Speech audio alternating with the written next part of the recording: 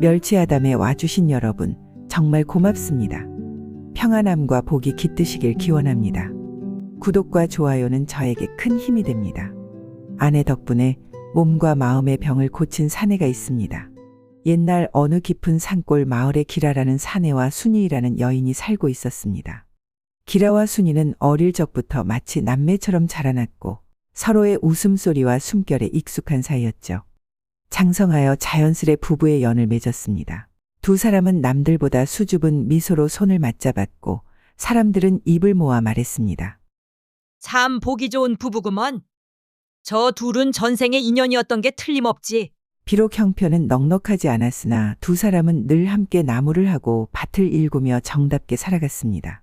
아침엔 순이가 지은 따뜻한 국밥 한 그릇에 기라가 웃었고 저녁이면 기라의 장작 패는 소리에 순이는 편안함을 느꼈죠. 그야말로 서로를 위해 사는 삶이었습니다. 어느 날 돌연 하늘이 뒤집힐 듯 천둥이 울리던 날이었습니다. 기라는 평소처럼 장작을 하러 산에 올랐고 그날따라 안개는 짙고 공기는 묘하게 무거웠습니다. 그런데 갑자기 하늘이 쩌렁쩌렁하게 갈라지며 천둥이 쏟아졌고 번개가 어른거렸습니다. 기라가 걸어가던 산길 앞 오래된 고목 하나가 천둥을 맞고 쩍하고 갈라지며 쓰러졌습니다. 눈앞에서 나무가 번쩍이며 폭음과 함께 무너져 내리는 모습을 본 평범한 사내라면 누구라도 놀랄 일이었죠. 하지만 기라의 놀람은 남달랐습니다. 그는 그 자리에 주저앉아 벌벌 떨며 손발이 얼어붙은 듯 움직이지 못했습니다. 심장은 터질 듯 뛰었고 머릿속은 백지가 된 채 그 자리에 오줌을 지리고 말았죠. 왜 그리 놀랐던 걸까요? 그건 어릴 적 그가 본 어떤 광경 때문이었습니다. 기라가 8살 무렵 그는 산에서 나무를 하다 길을 잃었고 천둥이 치던 어두운 숲속에서 우연히 짐승처럼 보이는 죽은 산짐승의 사체를 목격했던 적이 있었습니다. 아이였던 기라는 혼절하고 말았죠. 이후로 그는 혼자 산에 가는 것을 극도로 꺼려했고 천둥이나 짐승 울음소리만 들어도 어딘가에서 그 무서운 존재가 다시 나타날까 두려움에 몸을 떨곤 했습니다. 그 기억은 마음 한구석에서 차곡차곡 쌓였고 이번 천둥 번개 속장면이 마치 그 공포를 다시 불러일으킨 것입니다. 억눌렸던 과거의 공포에 그는 정신이 붕 뜬 채로 다리의 감각을 잃고 말았죠. 그 자리에 넋을 놓고 앉아있는 기라를 발견한 건 이웃집에 사는 돌석이었습니다. 그는 놀란 기라를 업고 마을로 달려내려왔고 집에 도착한 돌석은 문 앞에서 다급히 외쳤습니다. 순이야, 기라가 큰일 났다. 어서 나와보거라. 순이는 불이 나게 뛰어나와 남편을 본 순간 그 자리에서 눈물이 핑 돌았습니다. 말없이 눈을 멍하니 뜬 기라의 얼굴, 흙으로 범벅된 옷 그리고 다리에 힘 하나 없는 모습. 서방님, 이게 무슨 일이에요? 제발 눈 좀 마주쳐요. 하지만 기라는 대답이 없었습니다. 눈은 허공을 떠다녔고 입술은 굳어 있었습니다. 순이는 부랴부랴 의원을 불러왔고 의원은 진맥을 해보더니 고개를 갸우뚱했습니다. 몸엔 별 상처가 없으니 다행이지만 이건 마음의 병이요. 다리가 움직이지 않는 건 마음이 몸을 묶어버린 거요. 그게 무슨 말씀이세요? 사람의 몸은 마음에 따라 반응하는 법. 이 사내는 겁이 많고 마음이 약한 듯하오. 겁에 질려 마음이 무너지면 다리도 그 말을 따르게 되는 게지. 그날 밤 소연은 기라의 옆자리에 앉아 정화수를 떠놓고 하늘을 향해 기도했습니다. 하늘이시여, 이 사람의 다리를 다시 돌려주세요. 저 사람 놀란 마음도 다리도 낫게 해주세요. 제발요. 기라가 쓰러진 지 2달이 지났습니다. 해는 몇 차례나 지나갔지만 기라는 여전히 마루 끝에 앉은 채 움직이지 않았습니다. 다리는 여전히 굳은 나무 토막처럼 말을 듣지 않았고 정신은 허공을 헤매고 있었습니다. 그 옆엔 언제나 순이가 수발을 들었습니다. 뜨거운 죽을 떠먹이고 기운 빠진 손을 주물러주며 무릎을 베개 삼아 토닥이곤 했습니다. 서방님, 손 좀 봐요. 일하느라 거칠했던 손이었는데 이제는 이렇게 맨질맨질 부드럽네요. 그녀는 말끝마다 웃음을 얹었지만 눈가엔 피곤이 그득했고 두 볼은 점점 여위어갔습니다. 마을 사람들은 처음엔 안타까워했지만 시간이 흐르자 수군거리기 시작했습니다. 기라가 병이란 건 알겠는데 그게 그렇게 오래 갈 일이야? 들리는 말로는 그렇게 대단한 걸 본 것도 아니라더라. 그냥 뇌성병력에 놀라 절해됐다는데. 근데 순이 안악도 참 대단하지. 젊은 여자가 저렇게 앉은 사내 하나 붙잡고 사는 것도 기특하긴 한데 오래 갈 수 있을까? 이런 말들이 장터에서도 우물가에서도 흘러나왔습니다. 가장 참기 힘든 건 아이들의 놀림이었습니다. 어린 아이들이 기라를 흉내내며 마을을 돌아다녔습니다. 기라야, 안전뱅이야, 움직이지 못하지롱. 그 소리를 듣고 순이는 몇 번이나 뛰쳐나갔다 아이들을 혼내려 했습니다. 하지만 아이들은 이미 도망간 뒤였습니다. 대신 남정네 하나가 순이를 붙잡고 말했습니다. 그냥 무시하게.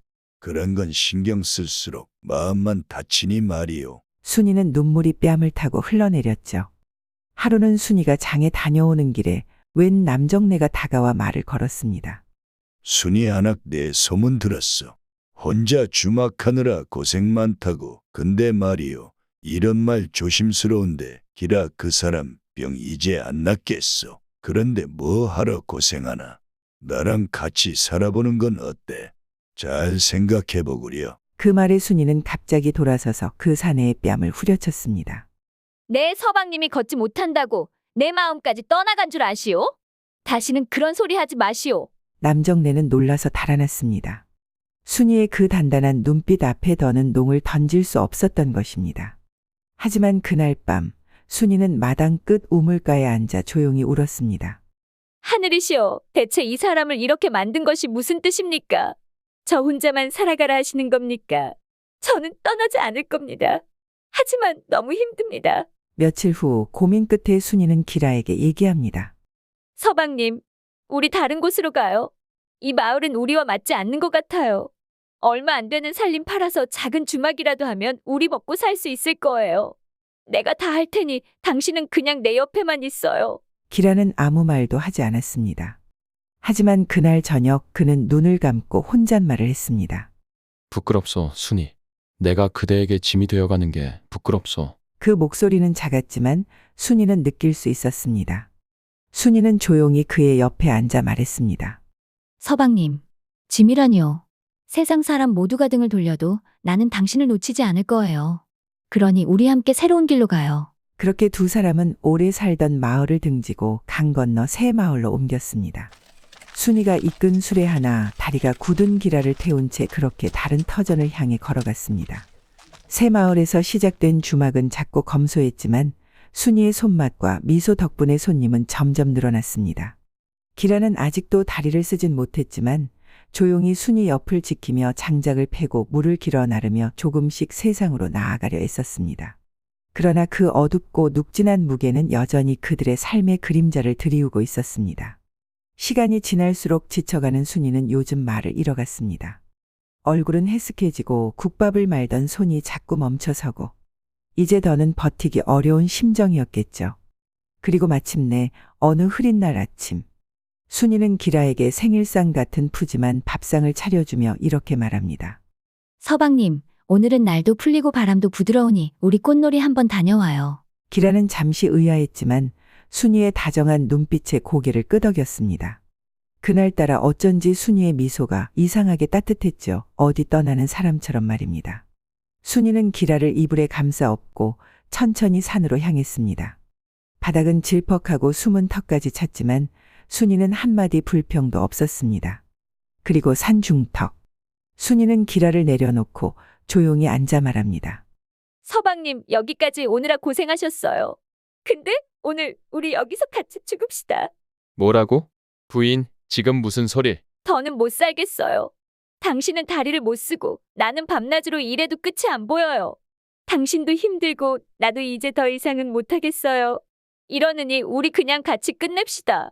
기라는 말도 못하고 얼어붙었습니다. 그때였습니다. 멀리서 웅장한 울음소리와 함께 숲이 갈라지더니 호랑이 한 마리가 어슬렁 다가오고 있었습니다. 순이는 오히려 벌떡 일어나 외쳤습니다. 그래, 잘 왔다. 기다렸어. 이놈아, 우리 목숨 가져가거라. 기라는 얼굴이 사색이 됐습니다. 부인? 미쳤어요?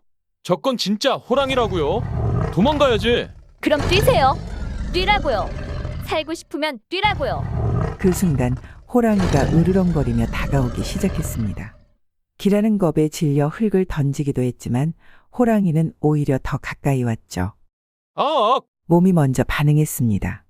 기라는 갑자기 순이를 번쩍 안아들었고 기적처럼 벌떡 일어나 두 발로 선 겁니다.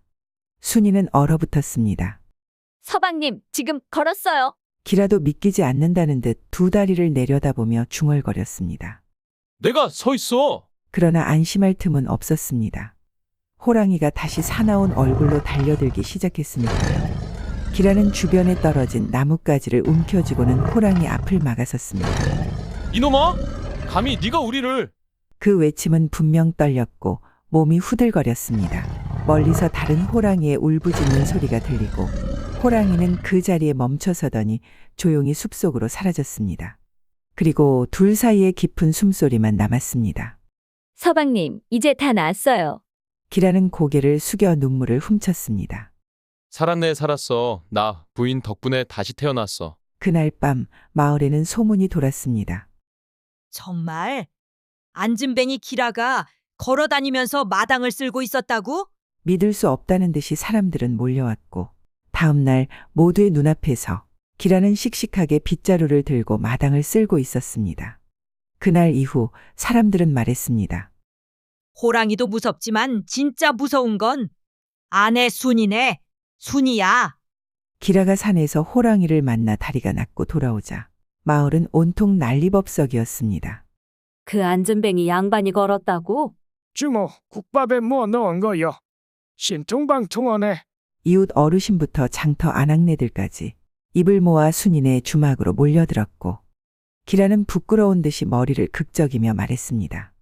제가 다시 걷게 된 건 이 여인 덕분이요. 겁쟁이였던 제게 가장 큰 용기를 준 사람이니까요. 그날 이후 기라는 완전히 다른 사람이 됐습니다.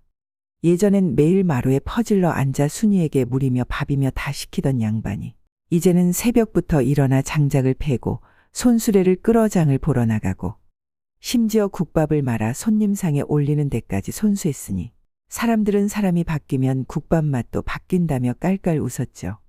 그러던 어느 날 순이가 조용히 웃으며 기라에게 말했습니다.